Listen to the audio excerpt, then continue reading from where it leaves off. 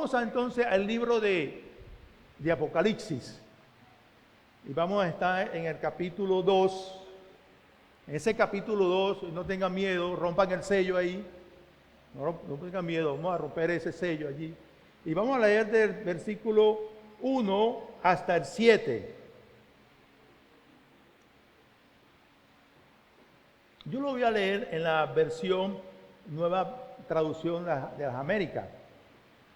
Ustedes muchos tienen en la versión Reina Valera. Y yo quisiera que me tengan un poquito de paciencia, porque yo quisiera mostrar todo lo que Él nos tiene que decir. Él dice así la palabra del Señor. Apocalipsis 2, verso 1, en adelante.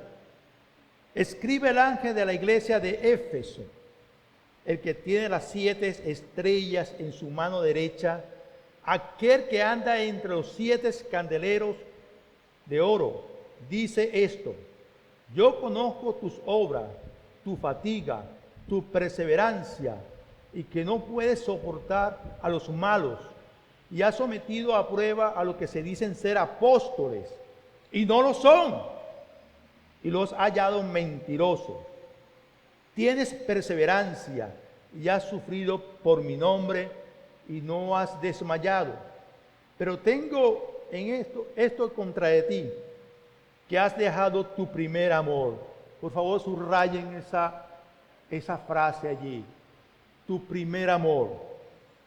Recuerda, por tanto, de dónde has caído y arrepiéntete y haz las obras que hiciste al principio. Si no, vendré a ti y quitaré tu candelabro de su lugar, si no te arrepientes.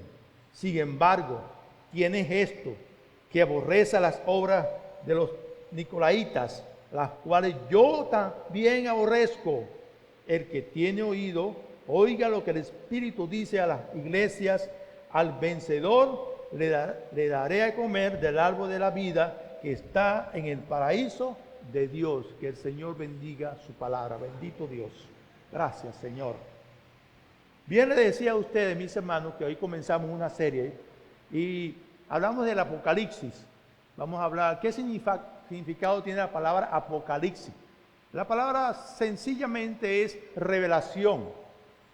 Revelación que el Señor, en este caso, le está dando a sus iglesias. Ese es el libro de Apocalipsis. El Apocalipsis no es nuevo en esta literatura. Tenemos Apocalipsis también en el libro de Daniel, en el libro de Ezequías, en muchos libros del Antiguo Testamento. De manera que el Apocalipsis no es un género, que es un género que aquí vemos, pero no es exclusivo en ese entonces, sino un género que ya viene de antepasados. Y la palabra Apocalipsis aquí solamente explica, y en el primer versículo, el capítulo 1, si ustedes notan allí, me acompañan, dice: la revelación de Jesucristo que Dios le dio para mostrar a sus siervos las cosas que deben suceder pronto. De manera que el mismo libro se está explicando cuál es el concepto de Apocalipsis. Son revelaciones, ¿verdad? De manera que si nosotros nos hacemos otra idea de qué es Apocalipsis y inferimos que no son esto, estamos ya desviando el concepto de Apocalipsis. Entonces, estando bien claros nosotros como iglesia que el Apocalipsis es, en este caso, una revelación de Jesucristo dada a aquella iglesia, ahí comienza la introducción a este género apocalíptico, que se divide, que está en 22 capítulos. Entonces, ustedes van a observar que hay 22 capítulos y cada capítulo tiene algo particular. Muchos me dicen: pastor, ¿qué significa los 144? O los 7 candeleros de oro, o las 7 iglesias. Sí, son figuras que el autor está dando para expresar de una manera más vívida lo que quiere transmitir. Hay muchos géneros aquí de literatura que conseguimos. Conseguimos un género narrativo, un argumentativo. Hay figuras literarias como el símil, la metáfora, la hipérbole, muchos, mire, esto es tan rico que quiere hacer algún trabajo de las figuras literarias. Y mire, yo les recomiendo este libro. Van a estar para meses allí en ese libro, figuras literarias. Y fíjense que hay figuras literarias y también hay ahí numerología. También muchos dicen, ¿y qué es esto? Sí, pero es algo puesto allí porque tiene un significado. Y también hay una diversidad de colores allí en esa literatura. Ahora la pregunta es, ¿quién escribió este libro? Lógicamente, el autor me dice que fue Juan. Capítulo 1, 4, 9 y el 22 también. Es Juan. ¿Quién era Juan? Juan era un discípulo del Señor. ¿Quién era? Él se hace llamar como el discípulo ¿qué? Más amado. Eso es lo que él dice allí. Entonces, teniendo en todo esto el libro de Génesis, lo podemos nosotros dividir generalmente, y se lo voy a dar a ustedes para que ustedes lo vean.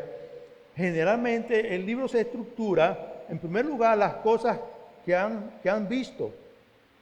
Capítulo 1 al 20. Luego vienen las cosas que son las cosas que nosotros vamos a ver ahora aquí. Capítulo 1, del 3 al 22. Y las cosas que han de ser después de esta, así, las cosas que van a continuar ahora, que es del capítulo 4 al versículo 22, finalizando todo. Esa es la estructura de este libro de Apocalipsis, ¿verdad? Entonces, ya teniendo esta estructura, nosotros podemos avanzar, caminar en nuestra estructura y ver detalles por detalles este libro. Y Juan recibe esto, ¿en qué lugar lo recibe? En la isla de Patmos. Él estaba exilado. Es más, él dice, yo estoy exilado por causa de la palabra de Dios, dice allí en el capítulo 1, ¿verdad? Y porque eres testimonio fiel, testigo fiel de Jesucristo.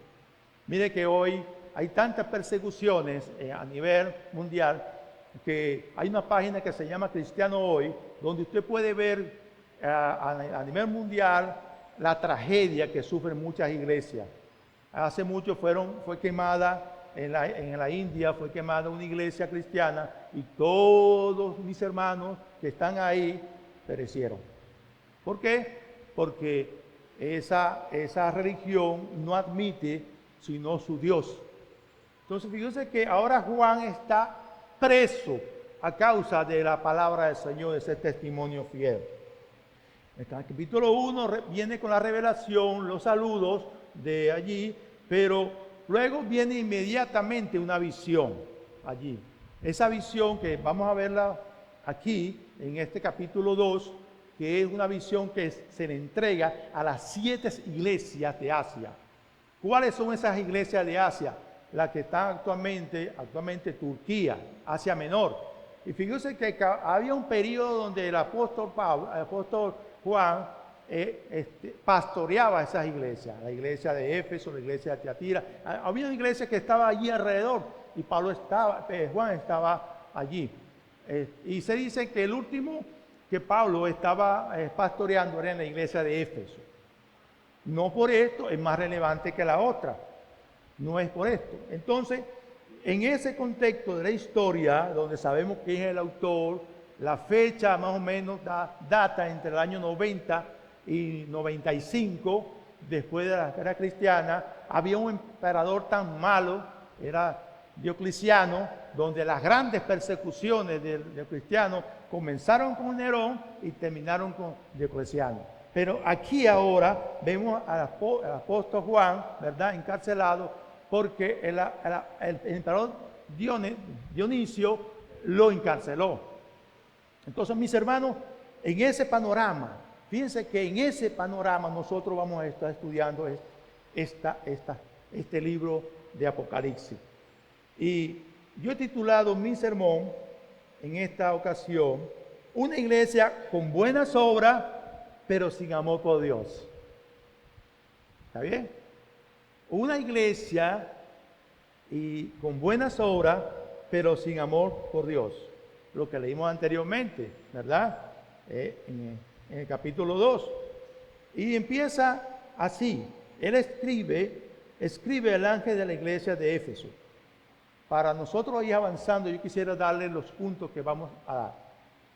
En primer lugar, vamos a tener un reconocimiento a la iglesia. En esa carta, un reconocimiento a la iglesia. En segundo lugar, vamos a tener un reproche a la iglesia, una amonestación a la iglesia. Y en tercer lugar, vamos a tener una recompensa al vencedor de esa iglesia. Entonces, es la estructura de esta carta, aunque la carta tiene una estructura particular, mis hermanos. La carta tiene una introducción, tiene entonces un elogio, tiene una exhortación, tiene una reprensión y al final tiene una promesa. Las cartas están estructuradas y esta carta es particular. Todas las cartas del Apocalipsis son particulares, excepto con dos iglesias. Entonces, un reconocimiento a la iglesia en primer lugar. ¿Qué dice la carta aquí? Dice, el que tiene las estrellas en su mano derecha, aquel que anda entre los 7 candeleros de oro, dice esto: yo conozco tus obras. La primera pregunta que me viene en mente a mí y que dice aquí, ¿quiénes son esas 7 estrellas allí? ¿Qué significado tienen esas 7? Pero esa respuesta la tenemos en la misma Biblia. Vayan conmigo, por favor, al capítulo 1. Dice así. Capítulo 1, versículo 20. En cuanto al ministerio, ¿verdad? Dice allí, de las 7 estrellas, 7, que viven en mi mano derecha, de los 7 candeleros de oro, las 7 estrellas, dice que dice ahí, ¿son los quién? Los ángeles, ¿verdad? ¿De la qué? De las 7 iglesias. Esto me da una idea, ya me dice que esos ángeles allí eran mensajeros. Y nosotros los pastores somos mensajeros de la palabra, amén. ¿Está viendo?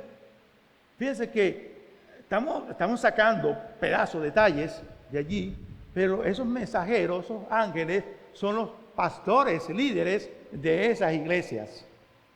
Pastores líderes. Por eso yo le preguntaba o le decía y le compartía a ustedes cuando un joven o este mensaje, ¿qué hay que hacer para ser pastor? ¿Dónde se estudia esto? Yo digo, no, el pastorado no se estudia. El pastorado es un llamado donde el Señor nos llama y es también confirmado en la iglesia para que usted tenga una visión sobre esto. Entonces dice ahí que esos ángeles son los líderes en esa iglesia. Y esos líderes, el Señor mismo los sostiene. ¡Qué maravilla! Amén por eso. El Señor mismo nos sostiene a nosotros. Nos sostiene. Dice ahí en el capítulo 2, versículo, Él tiene las 7 estrellas, o sea, las iglesias. Son las iglesias. Allí, las 7, en su mano derecha, antes que ande entre las 7 candeleros de oro, dice esto: yo conozco tus obras. Mire, hermano, si hay una responsabilidad, y quiero verlo esto como un privilegio en los pastores, es ser pastor de una iglesia. Al menos nosotros, los pastores, los líderes, vemos que eso es un privilegio para nosotros. Y el Señor nos sostiene a nosotros. El Señor nos da el alimento primeramente espiritual. Nos sostiene y nosotros estamos cada vez preparándonos. ¿Para qué? ¿Cuál es la función de la preparación de un pastor? Para llevarle un mensaje a la grey, para que crezca, para que tome alimento sólido, como dice en la carta Pedro, ¿verdad? Ustedes ya han pasado de ser niños, ¿ahora para qué? Para comer alimento sólido. Y yo espero que todos ya seamos adultos, todos seamos adultos. Y ese alimento sólido que estamos saboreando hoy, mire, le llegue al estómago y sea dirigido de manera que usted pueda crecer. Y ese espíritu que tenemos nosotros, ¿verdad? Que el Señor nos guíe. Entonces dice ahí, el Señor sostiene a los pastores de su iglesia. Y dice en su mano derecha. ¿Qué significado tiene su mano derecha? Cuando usted le saluda a alguien, ¿qué mano le da? ¿El pie? La derecha. ¿En señal de qué? De igualdad, ¿verdad? De poder. Aquí la mano derecha significa poder. El Señor tiene un poder infinito para sostener a los líderes, pastores de la iglesia. Fíjense que dice el Salmo 23, el Señor es mi pastor, nada me faltará. En lugares dedicados pasto, ¿verdad? Hermano, es un privilegio que el Señor sostiene a sus pastores en su iglesia, le da ánimo, lo conforta, lo exhorta, nos regaña también a mí el Señor, a nosotros. Es alguna relación. Y yo quiero establecer como primer punto ahí que el pastor tiene una relación con el Señor que desciende a su iglesia. Figúrese que el pastor o los líderes primeramente tiene una relación entre el Señor y luego desciende a su iglesia. Y muchos dirán aquí, bueno, pero yo estoy apto para ser pastor. No se engañe. No se engañen, mis hermanos, porque en esta iglesia que estamos viendo en Éfeso, mira, que quien está hablando a esa iglesia, ¿quién es? El Señor Jesucristo. El Señor, y yo veo algo tan maravilloso aquí, que el Señor me habla a mí como pastor, nos habla a nosotros como pastor, y también le habla a ustedes como su grey. El Señor nos sostiene con su diestra, nos da alimento, nos da cobijo, dice ahí. Dice también en Juan, el Señor, eres buen pastor. Juan 10, 11, 14. El Señor es buen pastor y el Señor da la vida por sus ovejas. Yo soy el buen pastor. El buen pastor, sus ovejas escuchan su voz y ¿qué le hacen? Le siguen. Y yo quiero que ustedes mediten en esto. La iglesia bíblica metropolitana debe meditar en esto. Que el buen pastor, el pastor que está aquí, los pastores que están aquí, tenemos todo el cariño y el amor de que ustedes sean guiados a través del Espíritu Santo. Mire, si una cosa, y vamos a ver más adelante, una cosa tan dañina en una iglesia es la división. Ojalá Dios quiere que aquí nunca tengamos división. Amén. Ojalá. Porque justamente el mensaje que da el Señor a esta iglesia lo podemos ver plasmado en la iglesia bíblica metropolitana. Es una iglesia que está aquí, que está pasando por situaciones espirituales, emocionales en ese momento. Y dice, el Señor sostiene a sus pastores. El Señor sostiene a sus pastores para que lleven la carga espiritual y a pesar de los desánimos y sinsabores que brinda el ministerio. Es los pastores, porque dice, el que tiene las 7 estrellas, las iglesias, en su mano derecha, ¿verdad? El que anda entre los 7 candeleros es el Espíritu de Dios, el Espíritu del Señor allí, el que anda de oro. Yo conozco tus obras, pero solamente las obras no las conoce. ¿Conoce qué? Tu fatiga, tu perseverancia, que no puedes soportar a los malos y has sometido a prueba a los que dicen ser apóstoles. Qué maravilla que en esta iglesia vemos características donde los mismos creyentes sabían quiénes eran los falsos. Mire, yo quiero una iglesia así. ¿Ustedes quieren una iglesia así? Amén. Amén. Nadie dice amén. Hermano, mire, qué maravilla. Yo conozco tus obras, tu fatiga. Yo sé los apóstoles, los que no son, y los haya mentirosos. Mira, el Señor está mostrando una iglesia aquí, mis hermanos, donde nosotros podemos detectar, así como algo que suena, ¿verdad?, a los mentirosos, a los aprovechadores, a los falsos, a los que causan divisionistas, a los que son solitarios. Aquí, esta iglesia. Pero, mi hermano, esta iglesia es maravillosa. Esta iglesia está detectando todo. Mire, dice, ¿verdad?, y dice, y tiene perseverancia y has sufrido por mi nombre y no has desmayado. O sea, que podemos ver aquí que el Señor es nuestro buen pastor, ¿verdad? Él sostiene a su iglesia en medio de la adversidad, en medio de las calamidades, ¿verdad? Él reconoce el trabajo de los pastores, Él reconoce en las iglesias lo que está dentro y lo que está afuera. Este es algo maravilloso que ustedes pueden ver aquí.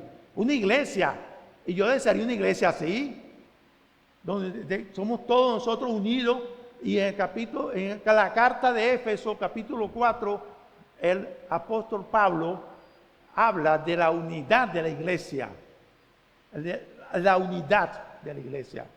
Y fíjense que quien está escribiendo aquí es el apóstol Juan. Y la iglesia de Éfeso, que queda en el Asia, a pocos kilómetros del mar Egeo, una ciudad muy próspera, ¿verdad? Que cuando en Hechos capítulos 19 y 20 el apóstol Pablo entró a esa ciudad, había una diosa llamada Artemisa, que era la reina de la fertilidad. ¿Y qué hicieron ellos? Porque vino Pablo, habló de evangelio, y muchos ¿qué? Creyeron. Y hubo un alboroto. Le voy a decir una cosa, donde el evangelio es predicado, hay alboroto, hay transformación. Donde el evangelio es predicado, hay transformación. Y me lleva a reflexionar, si yo realmente he creído, he sido transformado, estoy siendo renovado, transformado. Estoy en el camino de esa iglesia ideal, vamos a decirlo así. Aunque no tenemos iglesia ideal, pero mira, él dice, tú tienes perseverancia y has sufrido por causa de mi nombre. Es una iglesia dinámica, muy dinámica. Es una iglesia donde las cosas están fluyendo. Mira, hermano, esta iglesia es fantástica. Entonces, podemos decir que esa característica de esa iglesia en Éfeso, esto es una maravilla. Mira, ¿ve? Era una iglesia dinámica de creyentes activos, así como nosotros somos activos, ¿verdad? Ayer convocamos nosotros a una concentración aquí de la misión de la iglesia, y voy a pedir gracias a los hermanos que vinieron. Pero mírense, esta iglesia decía, vamos a evangelizar. ¡Buah! Toditos iban a evangelizar. Vamos a orar. ¡Buah! Toditos iban a orar. No me vean así, bueno, Ricardo, porque me está viendo mal. Ricardo lo tengo al frente y me está viendo muy feo. Entonces, una iglesia que era comprometida en la evangelización, todo discipulado, y era paciente. Mire cuánta paciencia. Una virtud del creyente es la paciencia. No es la paciencia. Entonces, esta iglesia que nuestro Señor Jesucristo está describiendo, acuérdense, no es el apóstol Juan, es ¿quién? El Señor. El Señor. Y dice, tienes perseverancia, tienes todo esto. Y fíjense que la verdadera iglesia, y yo quiero hablar ahora, apartando un poco los líderes, los pastores, de una verdadera iglesia, ¿verdad? Se mide por sus obras. Me explico. En Efesios 2:10, somos hechura suya, ¿para qué? Buenas obras. Somos hechura. De manera, mis hermanos amados, que esta iglesia es la ideal, así como la iglesia bíblica metropolitana, ¿verdad? Así como esta iglesia, somos así ideales, ¿verdad? Entonces, pero eso es lo que está diciendo. Usted tiene han pasado una tribulación, y dice Romanos 5:3, y no solo esto, mis hermanos amados, sino que también nos gloriamos en las tribulaciones, sabiendo que las tribulaciones producen paciencia. Cuando yo digo, un hermano, ten paciencia, o un pastor le da un consejo a un hermano o hermano y le dice, stop. Dice en inglés, take it easy. Allí, mantente un momentico. No camines así. No camines. Te puedes ir a un farallón. Porque, no, es que estoy atribulado, atribulada, pastor, y no quiero. No, pero paciencia. Eso es lo que está diciendo aquí, paciencia. Entonces, visto esto, que esa iglesia, mis hermanos, que dice ahí, una iglesia que es reconocida por el Señor mismo, hay características bien definidas allí, pero no todo es felicidad. No todo es felicidad. Y el segundo punto, como nosotros miramos la iglesia del Señor, Él lo está mirando en un aspecto más amplio. El Señor ve las necesidades de la iglesia, ve las necesidades espirituales, ve lo que estorba a la iglesia y lo saca de la iglesia, porque el Señor mismo se va a encargar de sacar lo que Él no necesita en la iglesia. Nunca ha empezado que ustedes somos necesarios en la iglesia. No. El único aquí que debe ser necesario, vital para la iglesia es Cristo. El único. Le digo a los padres, ¿verdad?, que ustedes tienen que instruir a sus hijos en esa necesidad. No se deja chantajear por sus hijos cuando necesiten explicarles a ellos de que necesitan a Cristo, necesitan arrepentirse y ir a los pies de Cristo. No se inhiban de esa necesidad, porque después le va a pesar, mis hermanos, le va a pesar. Y le digo con todo el corazón, no vamos a buscar excusa, ¿verdad? Cuando tú dejas la ventana abierta y el viento hace un destrozo en tu casa, no culpes al viento por el destrozo y tampoco a la ventana, porque quien dejó abierta la ventana fuiste tú y no fui yo. Hermanos amados, es fuerte esto. Y eso aplica para todo el contexto, bien sea el matrimonio, la familia, los asuntos, el trabajo, los asuntos familiares, aplica para todo. Aplica para todo. Pero el Señor ahora dice, pero tengo un reproche contra ti, una amonestación, que has dejado tu primer amor. Síganme en los versículos 4 al 6. Tengo esto en contra de ti, que has dejado tu primer amor. Recuerda, hermano, recuerda tanto esto, de dónde has caído, de dónde viene, de dónde te sacó el Señor, y parafraseando, arrepiéntete, haz las obras que hiciste al principio, y si no, vendré a ti, quitaré tu candelero de su lugar. Wow. Si no te arrepientes. Sin embargo, tiene esto, que aborrece las obras de los nicolaitas, las cuales yo también aborrezco. Muchos se preguntarán, ¿qué significa esto, las obras de los nicolaitas? Son las falsas enseñanzas que se estaban introduciendo en las iglesias. Y ellos lo aborrecían. Ellos lo aborrecían. Dice, hermano, hay un amor genuino, auténtico del Señor para su iglesia. El Señor tiene tanto amor que se dio por su iglesia. Se dio por su iglesia. Es un amor. Y entre los hermanos tenemos que tener amor. Este amor primero, cuando usted conoció al Señor, usted no quería hablar del Señor a todo el mundo. Dígame si es cierto o falso. ¿Verdad? Yo quería hablar del Señor a todo el mundo. Ay, soy evangélico. Pero ahora me pregunto yo en estos momentos, ¿qué ha pasado con la iglesia? Que no va a predicar el amor de Dios. ¿Acaso ese amor ágape, que es un amor que viene directamente del cielo, no un amor fileo, un amor que es filial, sino un amor exclusivo de Dios?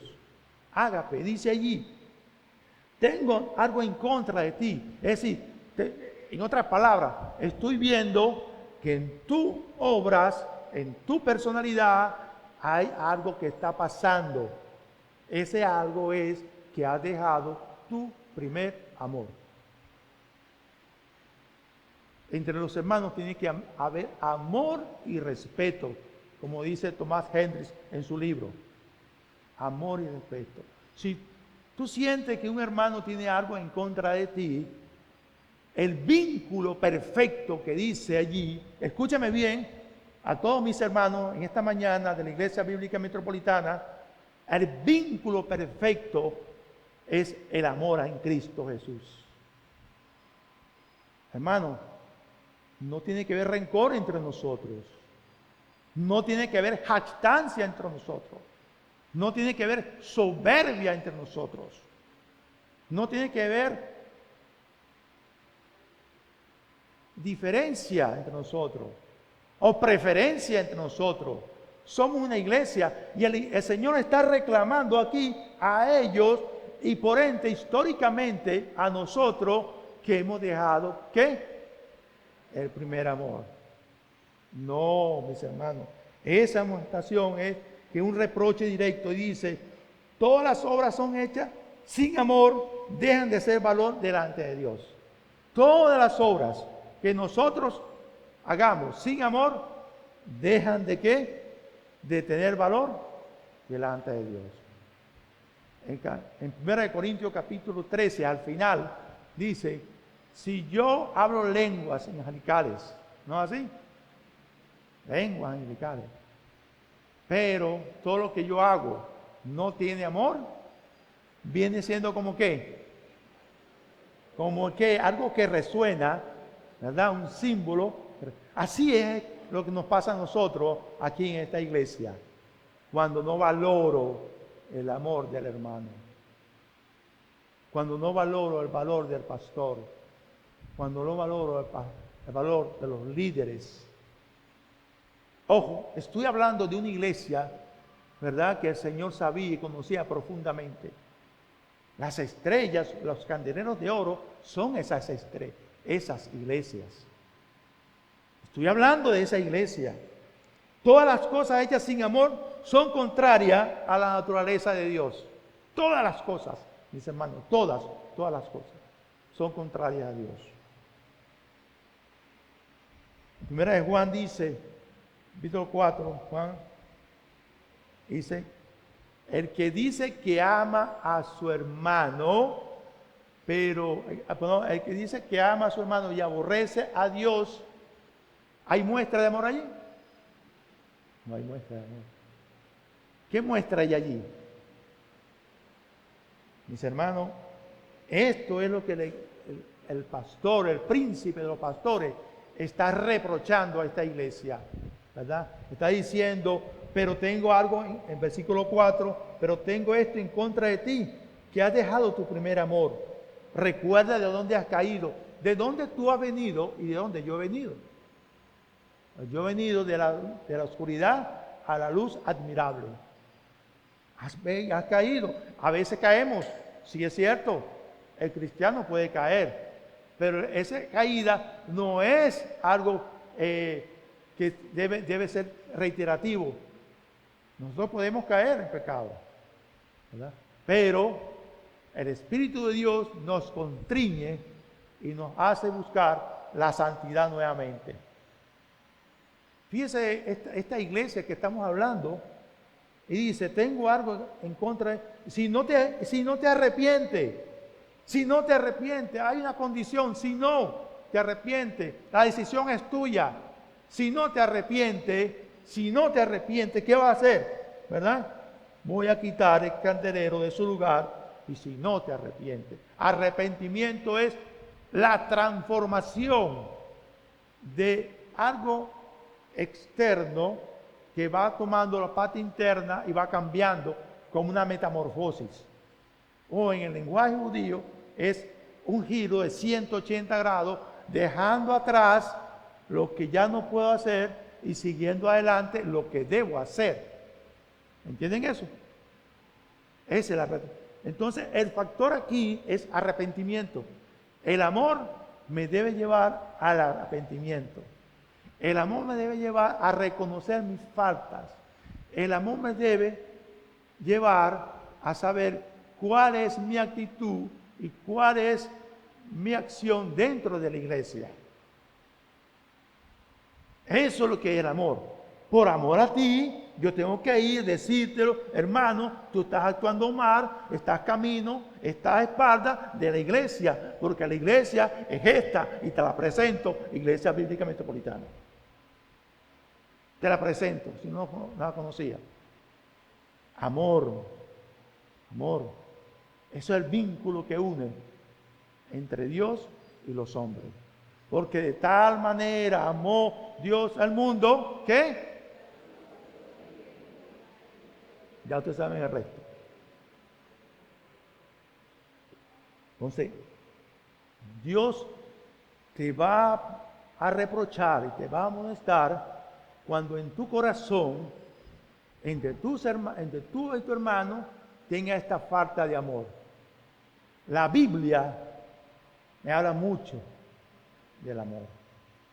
Pero este es un amor que viene de lo alto, ágape, un amor que debo yo valorizar en esto. Fíjense que estamos descubriendo el corazón.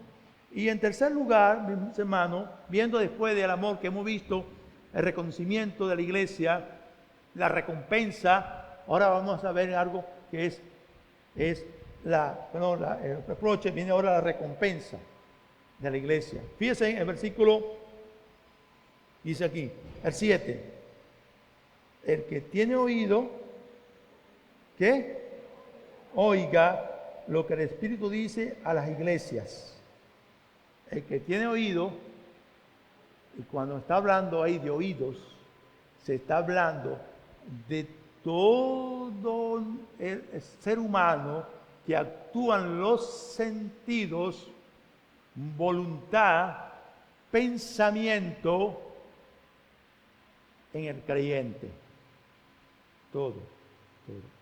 Dice allí, el que tiene oído, oiga al Espíritu, dice a las iglesias. Y me gusta esta frase. Ya vamos a terminar, el tiempo se va corriendo. Dice aquí, al vencedor. Subraya esa palabra ahí en su Biblia. Al vencedor. En Cristo somos más. ¿Quiénes son vencedores aquí? Amén. Hay poquito, pero después yo voy a decir quiénes son. Hay poquito, pero después voy a decir quiénes son. Le daré de comer, de saborear. ¿Qué? El árbol de la eternidad. Cuando estemos delante del Señor, el privilegio que vamos a tener, mis hermanos, es ver cara a cara a nuestro Salvador.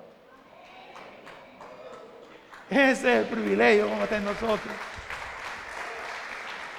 Ver a cara a nuestro Salvador. Mira, qué anhelo tenemos nosotros de ver a nuestro Señor. ¿Ah? Que la vida, ya no hay más corte de luz allá. Porque vamos a tener todo. Vamos a tener la comida que es la presencia del Señor. Y esa presencia me va a causar gozo. Yo creo que hasta el hambre se nos quita ya. ¿Verdad? Y es vencedor. Dice ahí, todas las obras hechas sin amor, ese es el reproche. Una recompensa individual y una recompensa individual. Cuando hemos creído en el Señor Jesucristo, nos hemos arrepentido, hemos ido a los pies de Cristo, confesando que somos unos pobres delante de Él, y abrazamos el Evangelio de Cristo, Él nos da comida, nos da ganancia. ¿Por qué? Porque eso es lo que queremos. ya no habrá más nada. Lo que vamos a experimentar allí va a ser algo individual y colectivo. En el libro de Apocalipsis dice que una multitud de lenguas y naciones, ¿qué hacían? Alababan y clamaban al Señor. Olvídese, mis hermanos, de esa experiencia que usted busca por ahí, mística, que no le van a dar nada. Lo único que deben buscar ustedes es la palabra de Dios. Ahí sí yo tengo una relación con Dios. Olvídense de todas esas cosas que enseñan los falsos maestros y profetas y pastores, porque el Señor lo conoce y nosotros también vamos a conocer a esos falsos maestros. Es una implicación universal. Fíjense qué dice primera de Juan 4:5-4. Porque todo lo que es nacido de Dios, ¿qué dice? Vence al mundo. Y esta es la victoria que han vencido al mundo, nuestra fe. Esa es la victoria. Vamos a tener una recompensa. Vamos a estar entre los vencedores allí en ese lugar. El Señor le dice a esto: tengan oído, permanezcan, continúen. Hay aflicción, hay guerra. En ese entonces había una persecución contra los cristianos, contra la iglesia. Estas iglesias de Asia quedaban allí esparcidas. El Señor le da esa revelación a esa iglesia, pero también el Señor da una corrección a esa iglesia. ¿Qué podemos concluir, mis amados hermanos? El mensaje de la iglesia de Éfeso es vital, importante para todas las iglesias en esta época, pues hay muchas congregaciones con las mismas características de la iglesia de Éfeso. Esas iglesias muestran un celo por la doctrina, muestran y trabajan arduamente, pero sufren un enfriamiento espiritual que afecta la vida diaria, cotidiana. ¿Y saben por qué? ¿Saben por qué pasa esto? Porque dejan su primer amor. Dejan su primer amor. Esa es la iglesia de Éfeso. Se la estoy presentando a ustedes. El Señor me la presentó a mí. ¿Qué podemos nosotros aplicar aquí? Necesitamos hacer cambios radicalmente en nuestra vida. Anote allí. La aplicación, necesitamos radicalmente hacer la aplicación en nuestra vida. Y entrar en una profunda comunión en la iglesia, en su palabra, en su amor. Necesitamos el amor de Dios, que Él debe controlar todas nuestras acciones dentro y fuera de la iglesia. Si usted tiene un cable pelado por ahí, escuche esto. Usted necesita entrar en comunión con ese hermano. ¿Por qué? Por el amor de Dios. Por el amor de Dios. Y eso aplica también para mí. El amor de Dios, y esto me llena a mí de satisfacción, mis hermanos, compartido con ustedes en esta mañana. El amor de Dios debe ser mostrado primeramente en medio de los conflictos y diferencias que tenemos entre hermanos.